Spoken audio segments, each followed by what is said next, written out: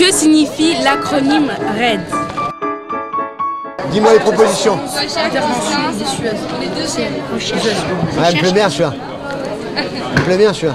Ouais, ça veut dire ça. Recherche, assistance, intervention, dissuasion. Ça, essaye de voir. Tu le mets pas sur la tête, mais je te pèse-le. C'est lourd. Donc ça, on peut le porter des heures et des heures et des heures. Il faut bien leur faire comprendre que c'est pas des jouets, c'est pas Call of Duty comme ils me disent. Donc bien leur dire les armes qu'on a. Ils nous disent si on tue, si on a déjà utilisé nos armes, c'est pas le but.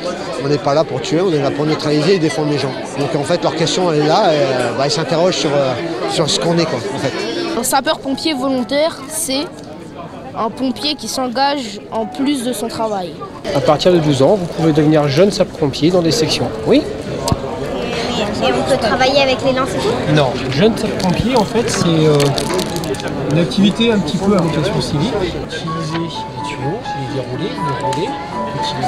Quel est le poids du casque et du gilet pare-balles que portent les hommes du GIGN? Je pense que ça fait au moins 2 Et comment ils arrivent à porter ça? Le casque encore, ils peuvent éventuellement trouver avec des rapports qu'ils ont à ce qu'ils portent d'habitude. Mais bon là le gilet 14 kg, je devrais pas le dire, mais voilà. Comment eux c'est déjà un petit peu plus dur, la différence. Voilà. Puis on est là pour les aider. C'est pas le bac, même si c'est aujourd'hui. À partir de quel âge un enfant a-t-il le droit de monter à l'avant d'une voiture? J'ai appris que c'est important la sécurité routière, que franchement il faut faire attention. La question c'était à quel âge on peut monter devant, donc c'était 10 ans.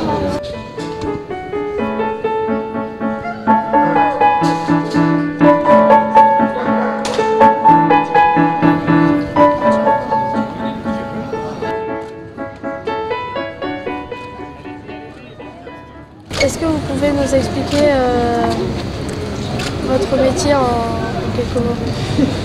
Je suis le ministre qui protège les Français, pour dire les choses simplement. Mon rôle, c'est de faire en sorte qu'aucun Français ne puisse être atteint par des violences en raison de ce qu'il est, de sa religion, de ses croyances, de ses appartenances philosophiques.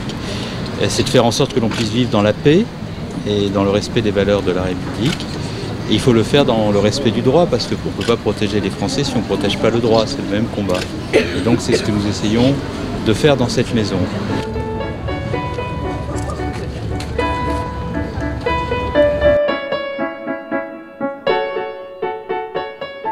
C'est une concertation citoyenne qu'on a créée il y a 14 ans et le but donc c'est de créer du rapprochement entre les institutions et les jeunes à travers une concertation.